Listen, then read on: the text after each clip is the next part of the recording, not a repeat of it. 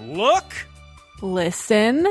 Taylor. Welcome to Look, Listen, Cast. It's a podcast about the Pokemon Horizons anime, and guess what? You're never going to believe it. We're going to watch an episode of Pokemon Horizons. Now, this is an episode to watch. Don't listen to last week.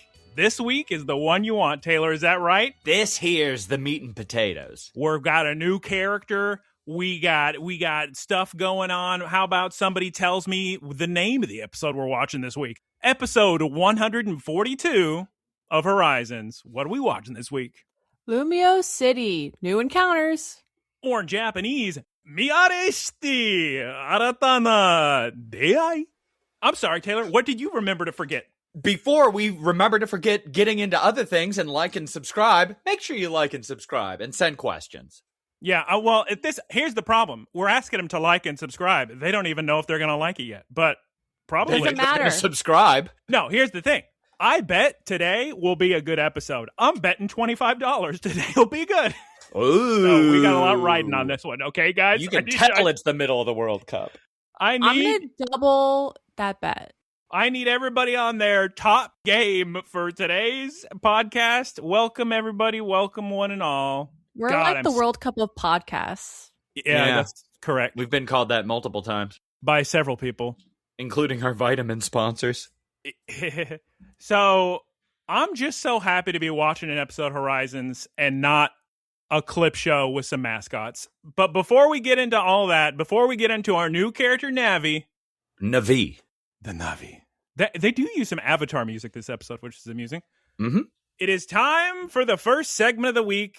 If you don't care about us and our things that we watch and listen to, you can click the timestamp for the Pokemon discussion. But if you care about other things in addition to Pokemon, here you go. Taylor, in my Geese of the Week, what have I been peeping? I have deleted my initial save of Metroid Prime 4 Beyond, and I have restarted it. Good. Because it got corrupted? No. Very nice one. Wait, do you realize the joke you just made? No. Sounds like a yes. Yeah. Oh, no. That was a great blank joke. That blank stare is full of intent. Well done. That was such a good play on words of Metroid Prime 3 corruption. But anyway. Yeah, that was, edit that out so I wasn't on the joke. Yep. No, I missed a scan. And I'm sorry to longtime listeners that heard me complain about this before, but Taylor, Retro Studio, I remember at the time I was trying to find an address, an email, anything, so I could send feedback to Retro Studios just to tell them, can you patch out the missable scans? Did they do it? No. Well, I don't believe so. Sick. But I'll tell you why it's infuriating, Taylor. They literally added to the game something at the end where you can re-battle bosses in like on a hologram thing, but guess what they don't let you do? They'll let you scan okay, this isn't a spoiler, but first boss of any Metroid Prime, what's it going to be? Plant monster, right, Taylor? You battle the plant monster, you can scan the plant monster, but in the replay, you can't scan its vines and nectar sacs. Great. Good stuff, huh? Yeah. So I restarted the save. I'm just constantly staring at a list of missable scans. I'm further than I was. Here's what I have to say about Metroid Prime 4, Taylor. Yes. It's definitely an 8.0. They didn't need to make this game. I feel bad for them. It was the development obviously troubled. They worked for so long on this game just to poop out a game that is like GameCube. You know what I mean? You needed to advance. You can't just release these big. I mean, did you? Well, you obviously know a ton about the development history of that, but I wrote off so much of the complaining that I heard with how just awful the cycle or the development was of this game. And then I found out it had one developer for the bulk of it. They trashed a lot of stuff and they restarted. And then this is still what they came up with. Yeah, I mean, it's the best they could do. You can tell they're trying to be sick. It's not the best they can do. When you get your motorcycle, it's like, ooh, look how sick and cool. But it's just boring and empty. And well, it's not boring. It's an 8.0. It is an 8.0. I'm going to beat the game eventually. But to be honest with you, even though I should be playing Metroid Prime 4, I'm more interested in just playing Scarlet and Violet and catching shiny Pokemon, if that tells you anything. So I mean, I think I talked about it here, but as soon as I saw the very first gameplay preview, as soon as I saw that motorcycle, I said, "Oh no, Oh, Yeah. no. I still think this is probably better than Metroid Prime 2 and 3. But Ooh, 2 is good, though. 2 is too hard. Here's what I'll say about Metroid Prime 1, though. At the time, I was so hyped up on EGM telling me 10 out of 10 by everybody. Yeah. I thought it was the greatest thing since sliced bread. Every time I go back to it, like on the remaster thing, I think, okay, but I don't get very far. So I don't know. It's times change, Taylor. Times change. You should play it. It's not a bad video game. It's just I certainly own it. Yes, you wait this long, you shouldn't. Yeah, it's not even worth it. Guys, gamers, I have a genuine question. Please do not make fun of me. But what actually is a Metroid? It's an alien. Here, hold on. It's like a parasite. And she's a Metroid. No, Samus is a human being. Well, I mean, spoilers for the series, but maybe she's half bird. Who's to say? But what? This is it's a long story. This is a quick Metroid. Spoilers for Metroid Corruption.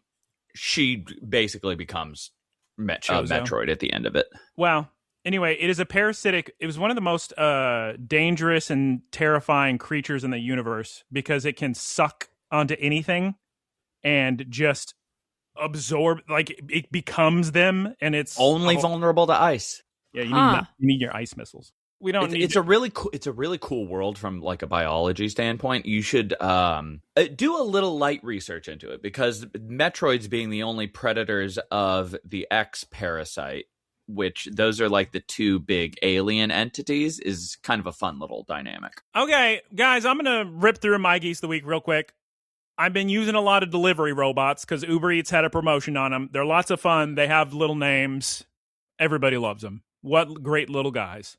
Also, I'm so happy they're doing this, Taylor, even though almost none of these games are good or worth doing this to.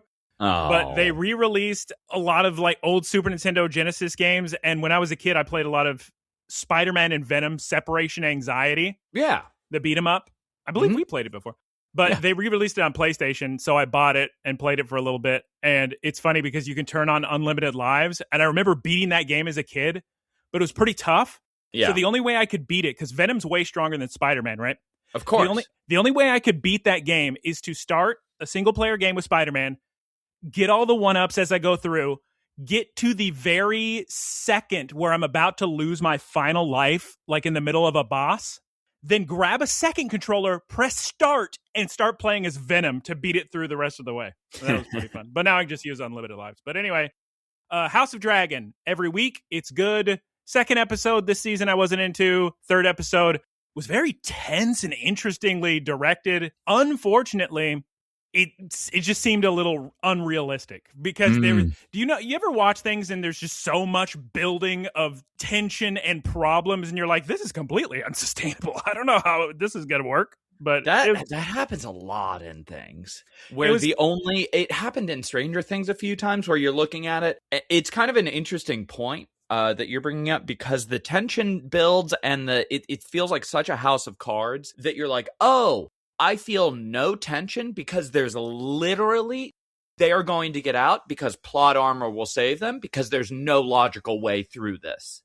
Well, it's a prequel, so it's entirely possible the fates of all these characters already, but it still was very fun, and the tension was good and interesting and fun. Okay, Taylor, let's hear your Geese of the Week. What you been, peeps? Oh my goodness gracious! I've been having a couple geeses.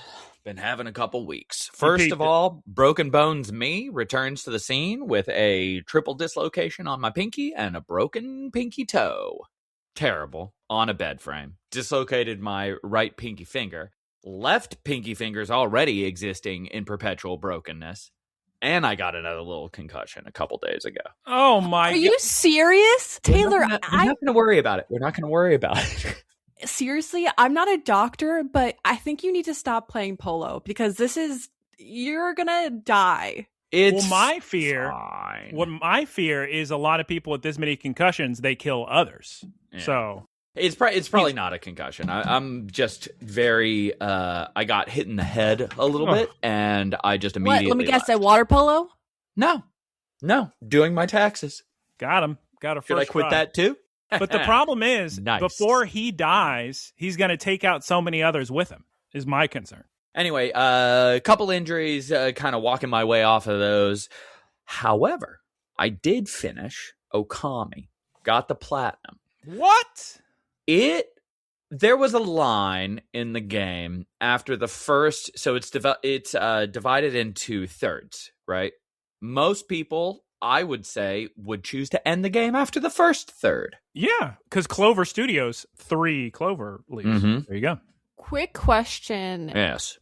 This is an anime game? It feels like one. It's a watercolor game. I would say the art style used in this video game predates anime. It's way more older Japanese art than anime. For sure. So it's like the block print kind of? Sure. Yeah. Well, I mean, it's watercolor. It's ink and watercolor. It's gorgeous engine.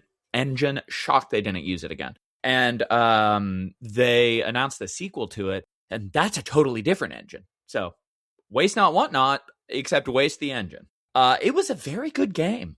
At the end of it, I was very fine with the pacing.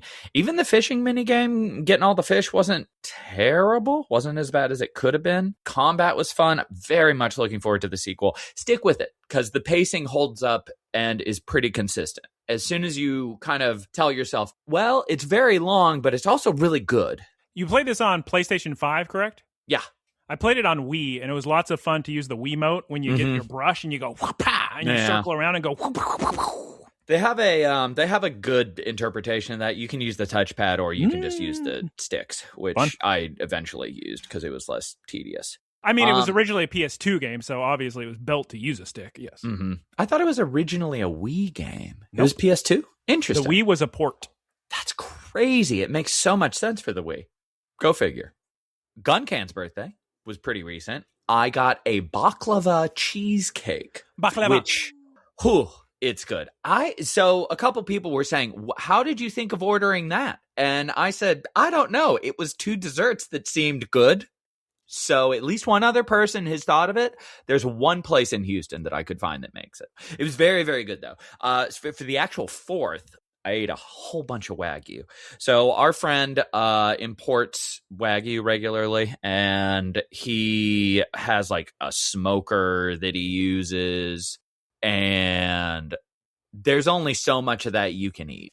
It is very heavy. So so they own a bunch of chickens too. So they make rice, and then they put the egg yolk, just a raw egg yolk, on top of the rice, and then the Wagyu on top of that. Oh my God. It's so good. Taylor loves so wealthy friends. Yeah. They have good steak. Good steak selections. Also jet skis, which it's always fun when we can take his jet skis out. You don't like jet skis? You should not. What another opportunity for a concussion. Am I right? Yeah, you should not be allowed to go on a jet ski. Listen, the fastest I went this time was 45 miles an hour. That seems excessive. It's very excessive. If there are waves. I hate jet skis.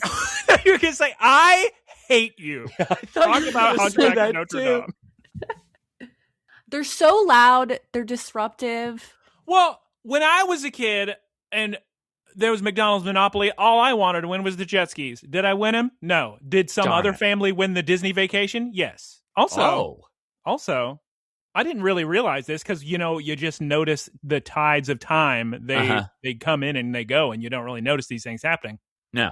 There was some discourse about this recently, and it's so true. The whole idea of calling Disney is completely new. Nobody did that 15, 20 years ago and before. It was always Disneyland or Disney World. Nobody shortened it to Disney. Please continue. Notre Dame, Hunchback. Interesting. So we get back from the lake and immediately go to Hunchback of Notre Dame. So that's a musical is running in an actual theater that I have not been into. They did this thing that, what? It's just such a coincidence that the two of you both saw stage musicals this week. What are the chances? Yeah, that's true. It was the one of the Cullen theaters, I think, in the Wortham Center in Houston. We had incredibly good seats. We actually looked up the value. Guncan didn't want to sell the extra ticket that we had, but they were going for like $4,000. And I said, just sell it. Just try to sell it. Half off, $2,000. Go for it. but she didn't want to put it on Facebook Marketplace, which makes sense. So anyway, we were really close, so that was fun. I doubt anybody was actually paying that. People were just selling it for that. Correct, yeah. You go sold listings on eBay. Performances were all incredibly good. Very good singing, very good physical performances, good casting across the board. They did something that I really, really didn't like, and that's they used big screens with projectors for the sides, and they didn't really embellish like a staircase. They had just a normal staircase on wheels that you could run around, not even a wooden one, just like a staircase you would see in a building. So the set design really took me out of it because you're looking at these screens and I just kept thinking you could have easily done more with this. You easily could have had them shift. You could have had, for where the play or the musical takes place, you could have just had a bunch of stained glass on the walls and been fine. But I don't know. I don't like what they did with it because it made it really took me out of the performances. And they had at the very end, the Hunchback's face was like transforming or whatever, just on the wall. That was on Beauty and the Beast, not Hunchback. He didn't. It happened here. And I was like, man, that really undermines the entire point of the play. But all right. So it was okay. I feel bad for the actors because the source material is so famous. The actors did such a good job. But they were undermined by the set. Does that conclude your Geese of the Week, What You Been Peeps, Taylor? I think it does. Geese Peep, it is now your turn to close out Peep of the Week with What You've Been Geesin'. Take it away. Dun, dun, dun, dun, dun, dun, dun, dun. It's me, Geese Peep in the Big Apple, New York City, baby. I'm honking over here. Like a goose. Oh, yeah, exactly. I went to New York. I went to New York. And I spent one night with my cousin in Manhattan. Actually, 2 nights in Manhattan. It was so hot. It was like 93 degrees, but with, the heat index, it was like 104. So the main day that we did most of the stuff was the Friday, July 3rd. We woke up and we were like, it's too hot. But when my cousin was going to grab coffee, she saw that there was a street fair happening and there was just a bunch of like corporations giving out free samples. So we braved the heat to go do that. And when we got there, all of these people were like, please take cartons of this mac and cheese and this free Dunkin' drink and Mike and Ike's. As soon as the samples run out, we can go home. So we ended up walking home with like, I don't know, 50 boxes of mac and cheese, tote bags full of Mike and Ike's. Mm-hmm. Then we went to the Book of Mormon that night. Oh, lucky. It's very fun. We won the lottery, so we got pretty cheap tickets. They won a ticket lotto. She didn't win millions of dollars, for clarification. Yes, I thought that was pretty evident. I thought you won the lottery, and that's why you could afford to go to the Book of Mormon. For $1,000. If I ever won the lottery, that's the first thing I would say. I want to go to Book of Mormon? Yeah.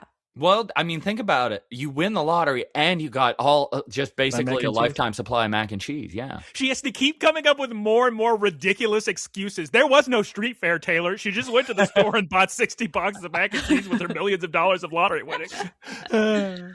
And then some random guy with DVDs gave me his Book of Mormon tickets. So good. I was going to start my segment with being like, yeah, I went to New York. I went to a pretty high profile wedding. But then I thought that you two would not even know what that reference is. And I was correct in that silence. Yeah. Whose wedding was it? Taylor Swift's wedding at Madison Square Garden. Such a beautiful name for a square garden. Mm-hmm. I like that joke on Twitter. It's one of my favorite jokes on Twitter is Madison is such a beautiful name for a square garden. Okay. Sounds like a Rob Delaney joke. It does. Anyway, the show was really good. And thank goodness we went to it because there was this huge thunderstorm during it. And I am so afraid of storms. So I'm glad that I didn't have to be anxious about the storm going on. Why do you spend any time in Florida? The alligator, she loves him. Well, I'm usually not there when it's big and stormy. Mm-hmm. So true. Hey, guys, do you have more to say, Geespeep? Or Yeah, I do actually. okay, There's no way you do. Because all right. And then for the actual 4th of July, we took the train into Long Island where my sister now lives. On to Long Island. And She lives in Coney Island? Was on Coney Island. Whoa. The big Coney.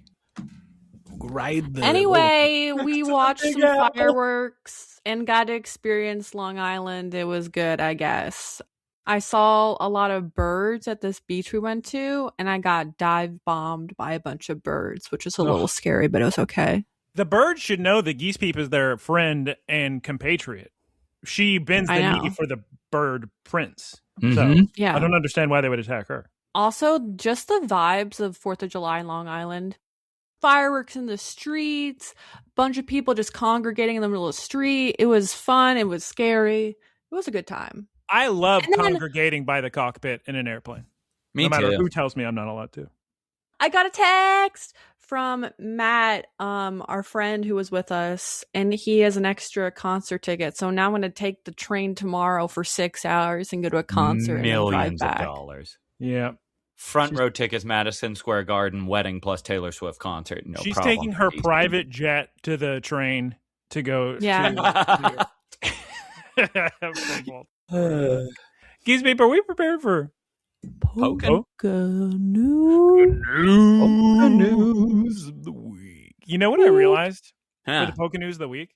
We had a classic Poké News of the week, but then it just became in my mind I had to do something different every time. That Mhm. now it's just we got to go back to the classic. You know, the Poké Yeah. News of the week. Okay, this week's Poké News of the Week 2.0. 3.0 even. This week's Poké News of the week brought to you by Joe Sarabee at Sarabee. Shout out, Joe. They've announced a bunch more Pokemon Lego sets. Here's what I'm going to tell you, Taylor. They all look terrible. I hate all of them except for just the little trainer. The little trainer figure. Look at him. He's great. On the Yeah. dog, he's good. I Just saw the little one. Rayquaza. Rayquaza. I saw the diorama. Also, Sarabee.net reports the final of the 3 Pokemon Jets have been revealed, featuring the water-type starter Pokemon, including Gekwa. Everybody's excited about the new little art for Gekwa. She looks better in this picture, I guess, but I'm still not excited to play through my main game with Gekwa. I'm sorry. Taylor, another piece of news for you. The Pokemon Go Community Day on August 16th will focus on Nickit. It evolves into Thievul, so make sure to get to your shinies. Doesn't matter because I recently had my second community day where I caught more than 100 of the community day Pokemon. I caught 100, I think it was 50 something, 150 something. 0 shinies. That doesn't make any sense. Yep. Because Happened to me 2 times. my Pokeball Plus just caught 7 without me even trying in the slightest. So you want to know something else funny? The Frigibax community day, I drove around constantly and my Pokeball Plus would not work at all. So I had to manually catch all these Pokemon. The second, it maybe took 2 seconds for it to roll around to 5 p.m., Pokeball Plus starts going off on Weedles. Wow. Somebody Yeah. at Niantic/Scopely is just not a fan of you. And their entire job is to make sure your account does not function. I had that thought for a little while because my RNG is so laughably bad, and that's been corroborated by a bunch of different people in communities that I've been a part of. And I wonder if it's just because I made too many support tickets. Must be. They're like, God, this guy's so annoying. Just give him Wow. business. If he quits, who cares? It is now time to discuss an episode of Pokemon one more time, Geespeep. Taylor, what happened to My Name's Taylor, and I'm going to remind everybody at the top of the episode to say what happened last time on Pokes? What happened to Remember Me, Taylor? Previously on Pokemon. Wait, is it me previously? I believe so, because every week you do say previously on Pokemon. Oh, okay. I was just making sure the timing was right. Previously on Pokemon. The Twerps united Got him. to somehow beat the #1 world-ranked Pokemon Unite players. Incredible stuff out there. Yep. All right. Geespeep, can you please one more time tell us the title of this week's episode 142 in English? Lumiose City. New encounters. Or in Japanese, Miyareshiti Aratana Deai. Geespeep, I would also like one Send synopsis from you.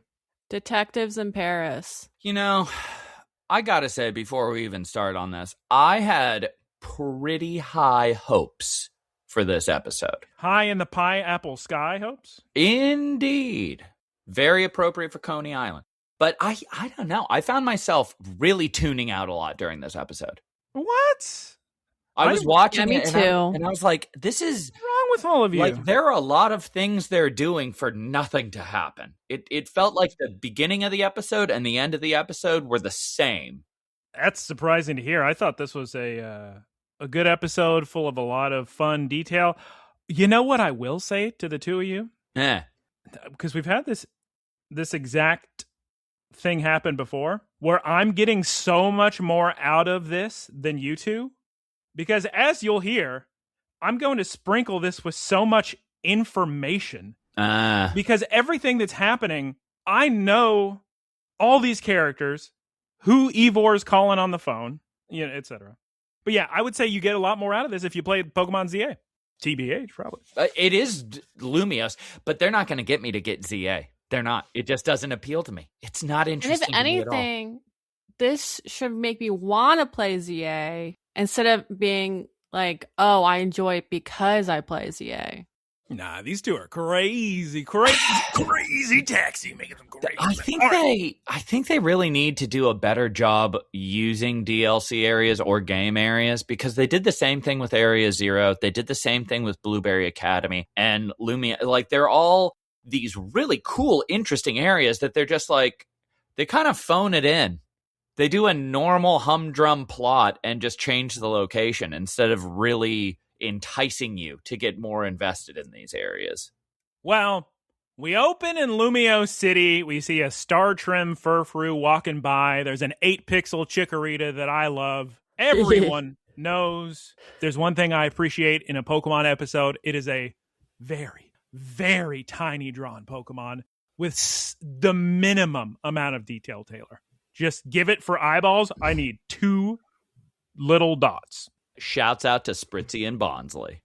Look who it is on top of a building. It's Navi, our new character. She's holding a dream ball. Where, as I mentioned, I love a dream ball.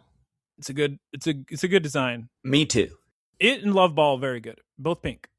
All the while, we got music from the Avatar series playing. Not Last Airbender, but Fire and Ash, Blood and Dragons. Appropriate because she's Navi. Okay, well, guys, we got a Flabebe flying by. We got a Bellsprout running away in fear from Navi. She's saying good morning to everybody, to the Pidgey flying by. But I guess Pokemon are scared of this strange-looking young girl. She then notices in the sky the brave Olivine flying far too close to the Prism Tower, you ask me. And we can tell right now this is still pre-ZA because spoilers. Am I right? Yeah.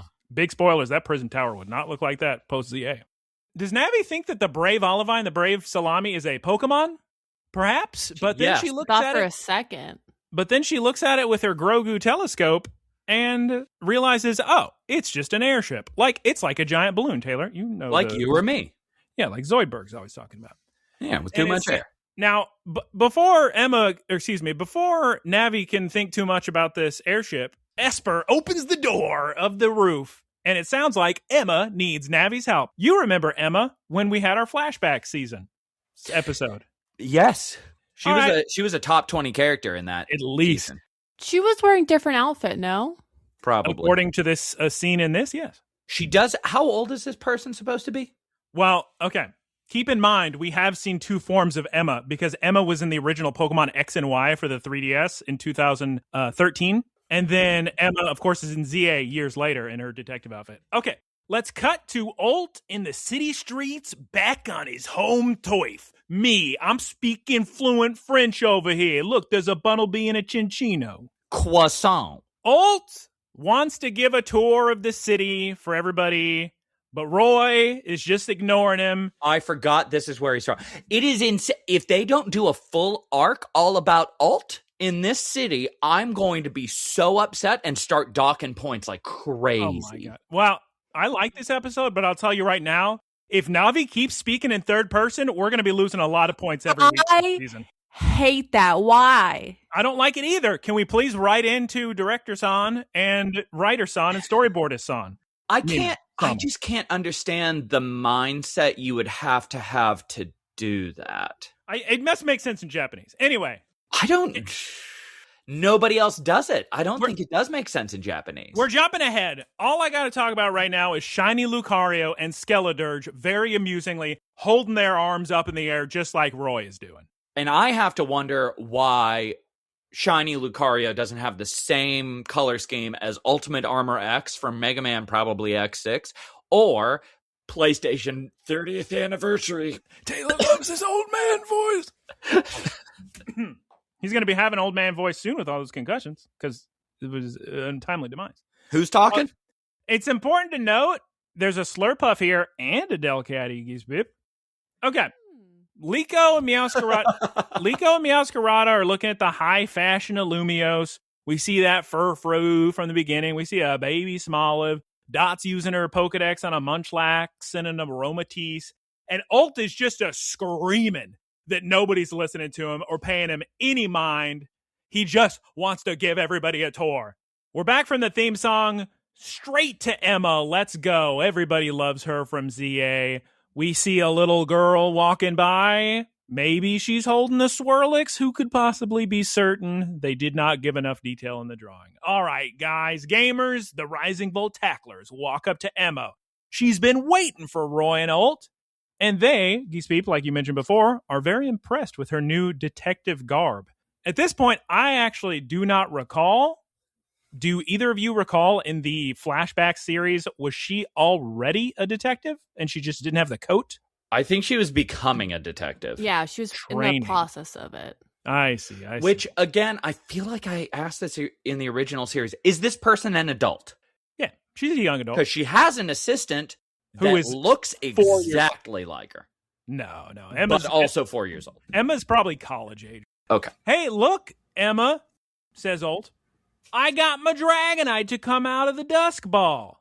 Also, she's crying. Emma's getting real emotional over how far her boys have come. We got Dragonite. We got Crocolore evolving into Skeledirge. Wow. And, Geese Peep, I'm sure you would agree, right? That the Esper is adorable.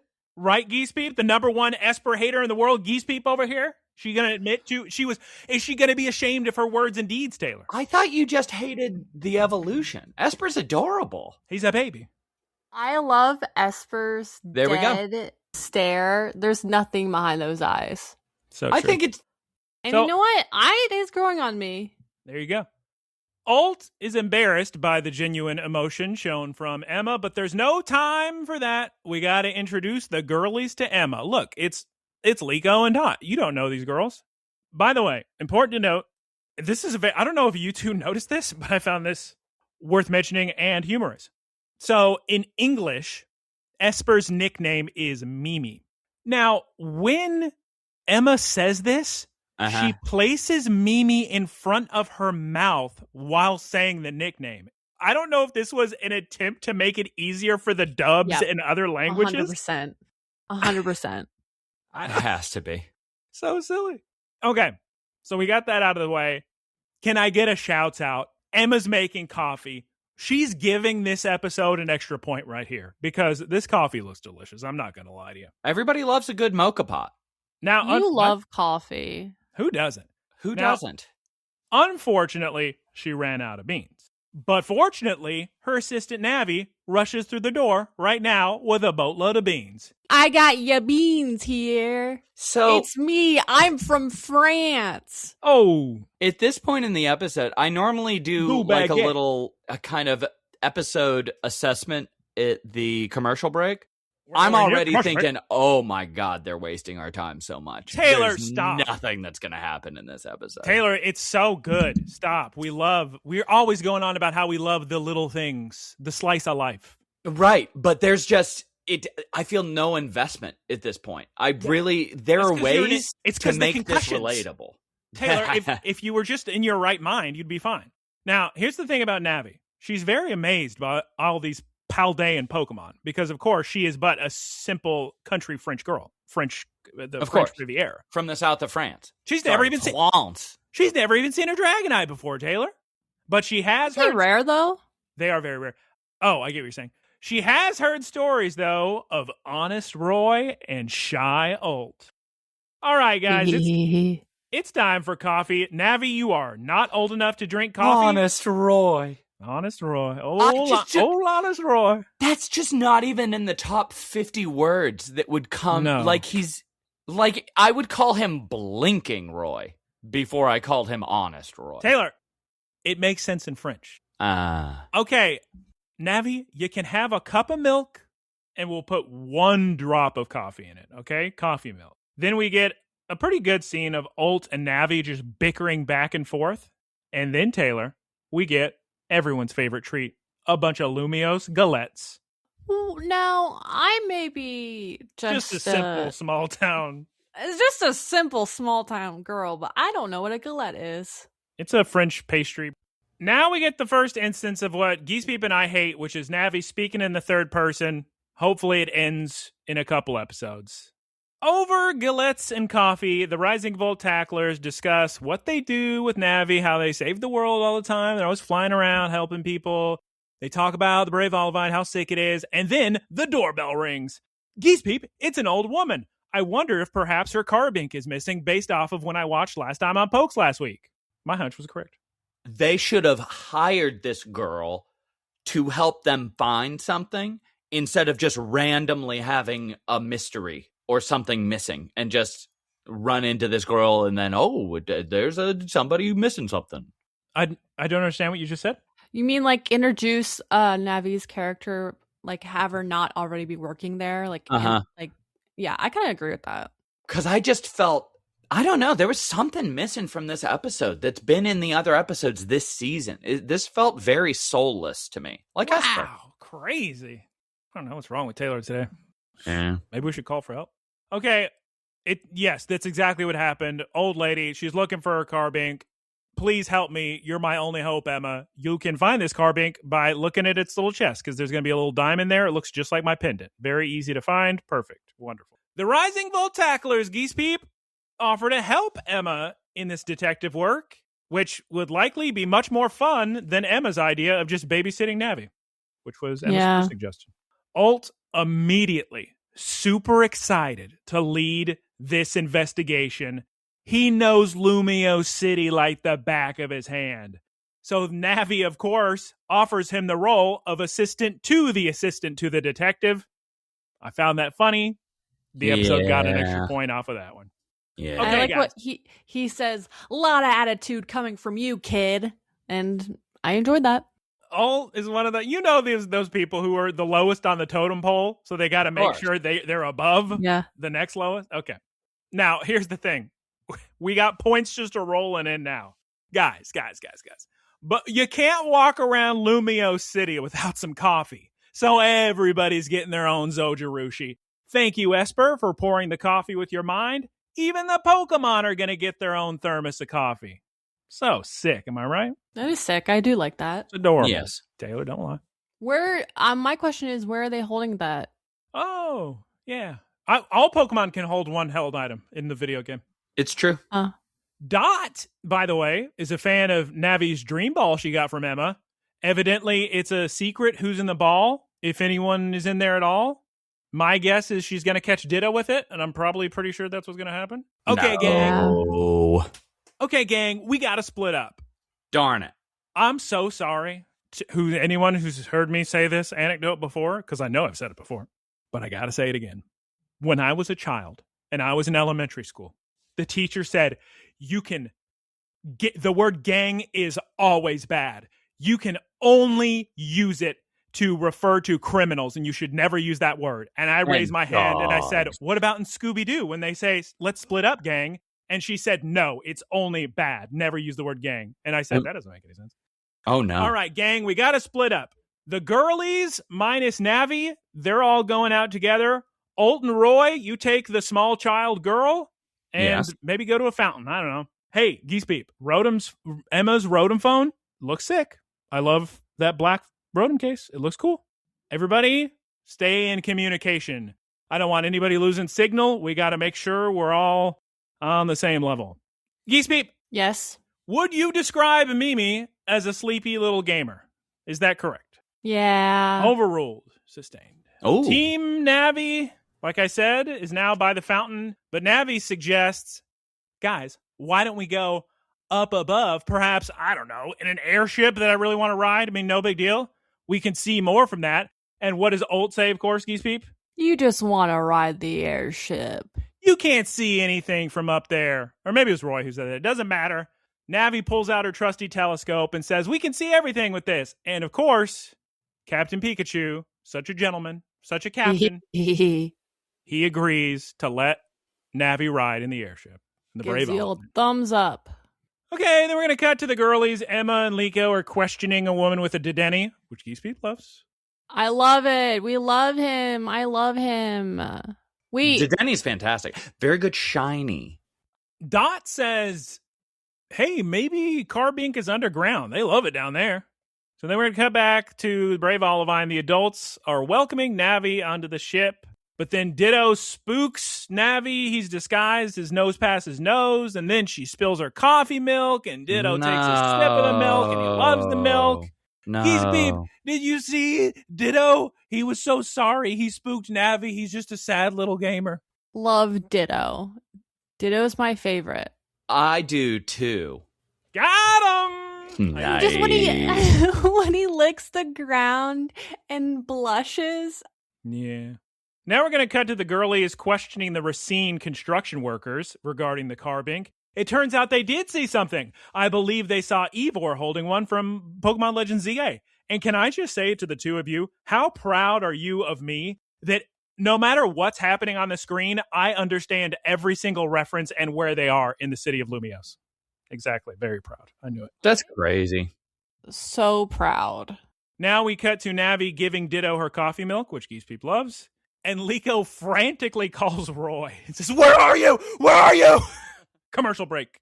We're back from that commercial break, and we see Eivor in the Lumiose sewers holding Carbink. The dark shadows actually make it look shiny, Taylor, but it's not a shiny. Let's go back to the Olivine. Navi sees Eivor in the telescope, and he's in his classic martial arts outfit wearing his phalanx bag. Is he supposed to be a Street Fighter man? He is a world-class martial artist. He runs the dojo in Lumiose City. But he's like inspired by like Street Fighter. He's a martial artist. I mean, there are martial artists in Street Fighter. During this scene, Ult and Navi fighting over the telescope in the background, very funny. That's good stuff.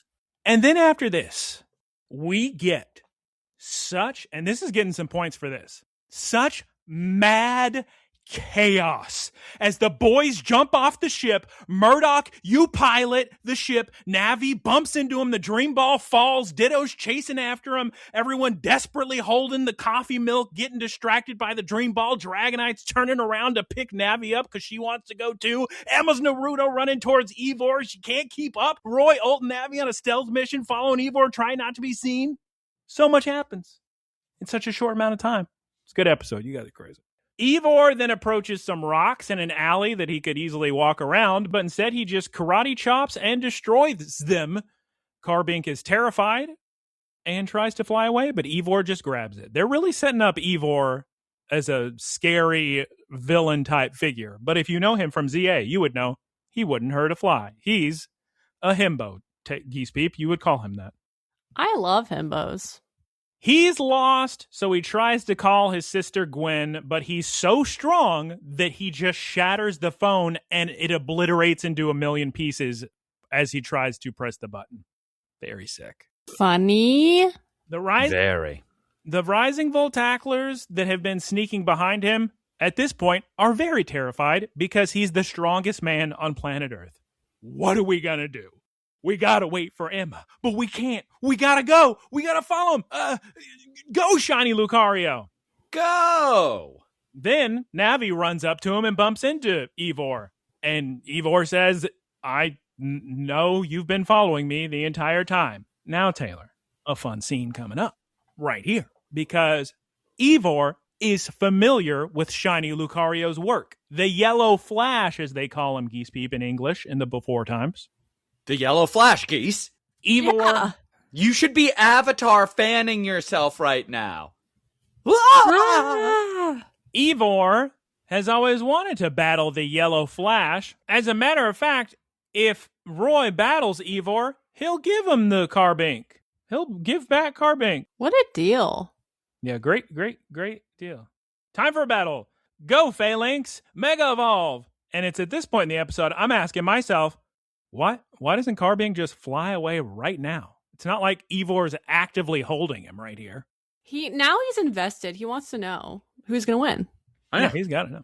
Lucario, you Mega Evolve too. I'll be honest, during this sick animation of Lucario Mega Evolving, I completely forgot that Roy got himself a Lucarioite Z. Forgot that it was a Lucario Z. I was very surprised by that. And I was even more surprised that everybody was just like, yeah.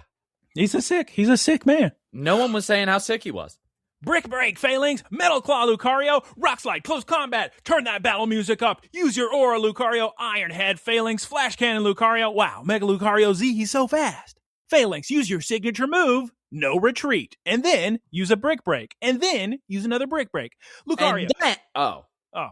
Lucario, use Aerial Ace. Why is Geese Peep shaking her head no? Boring. No. It's fine. Look, Lucario, punch that Phalanx in the tumbo. But Phalanx blocks it with his shield, so. Oh, no. But then, Lucario's so fast, he gets behind Phalanx and hits him in the back, and they all split into a bunch of little Phalanx guys. And, guys? Yes. It's time for another amusing scene. I'm telling you, this episode's getting a high score for me. Because what do I love in the anime? That's right. It's when you give me lore not found in the video game. And I'm not familiar with Phalanx just all being separated and talking to one another. Lore Not Found was such a good name for a podcast. War Not Found? Lore Not Found. Oh, yeah. You were saying, Geese Peep, you had your finger up? I have to agree. I really like this scene. And I liked how they were all like communicating and one of them got knocked out. So by virtue, they were all knocked out. According to referee Captain Pikachu, that is correct. Roy wins. And I didn't know that was the rules. Because in the video game, you can't just knock out one singular little guy. You can. I saw a post on social media the other day.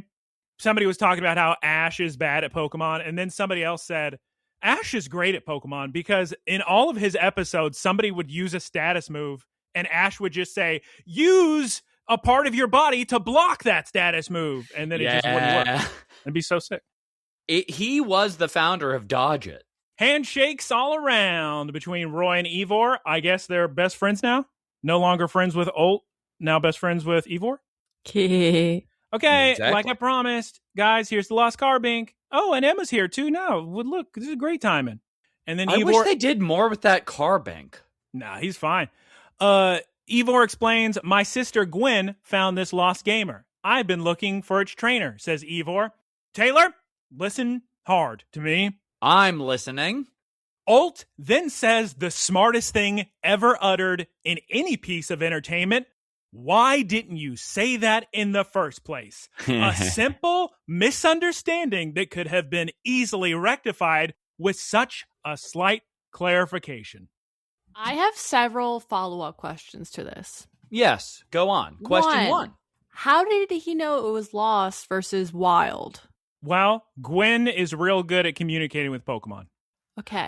I also feel like there's some je ne sais quoi, like something that the audience can't pick up on because it would happen too often that people were trying to capture other people's Pokemon, and I've never heard of that happening in the show. So a Pokemon that has a trainer, their genetics are coded to that Pokeball. Right. So if you tried to use a Pokeball on a Pokemon that belongs to somebody else, it wouldn't work. Nothing would happen.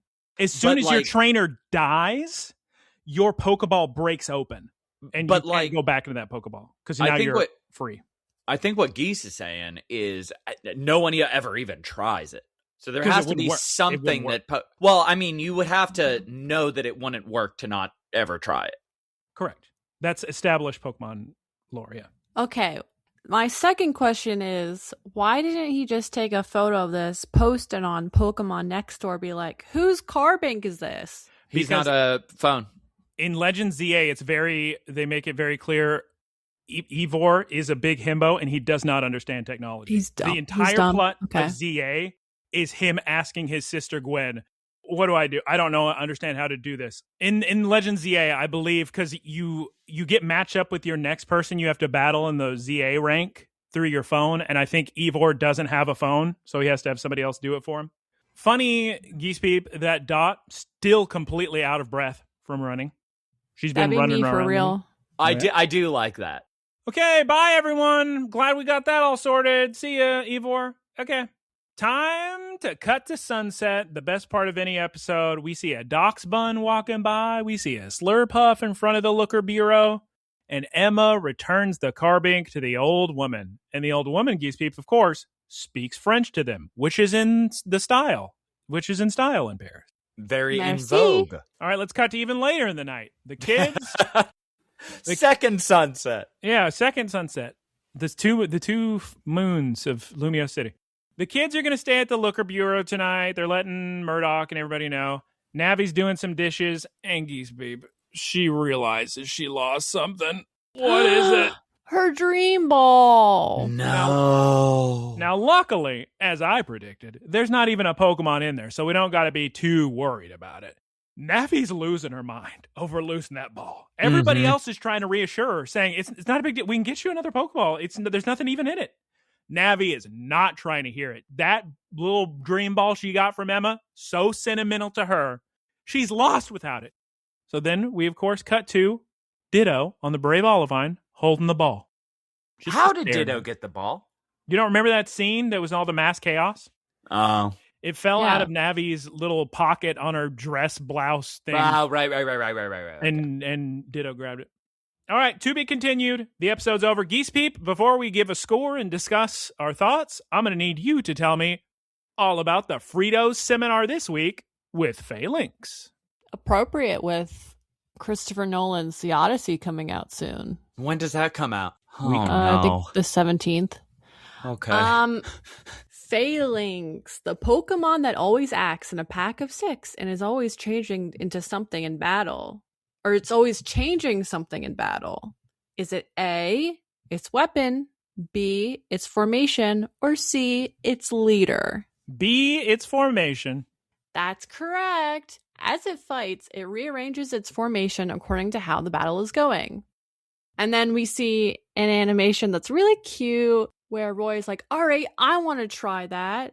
And so we have Skeledirge, Shiny Lucario, and Kilowattrel all stacked together like they're Phalanx. Cute. Wow. And next time on Pokes, Navi is still depressed, but I'm sure Ditto will cheer her up. And I bet it's going to be great because we all love Ditto. Name one person who doesn't love Ditto. I'm excited to see some actual meat being put on this area. I love meat and potatoes. And for that reason, because these guys, I'm telling you right now, I may take my earbuds out when Geese Peep and Taylor give their scores for this episode because it's going to make me throw up.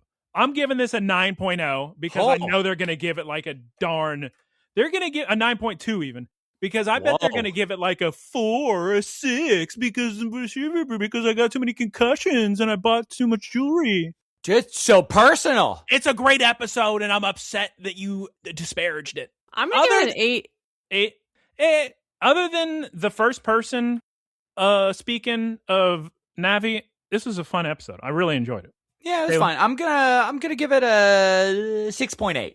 Oh, 6.8. It was fine. I don't know. Yeah, it had laughs. It had fun. It had I'm shocked you gave it an 8. It was cute. I know. I'm too. Can I drop it down to like a 7.8? No, we locked it in because it's so good. You're allowed to. You're allowed. Thank you. It was fine. I just What do you guys? Yeah. It had there was like some heart thing missing from this. There's literally never mind. It's not a love ball. It's a dream ball. I was gonna say there's literally a heart on the ball, but yeah, I agree with Taylor. There was something missing. Oh I don't know. I guess if you played the games, you would like it more, but we didn't.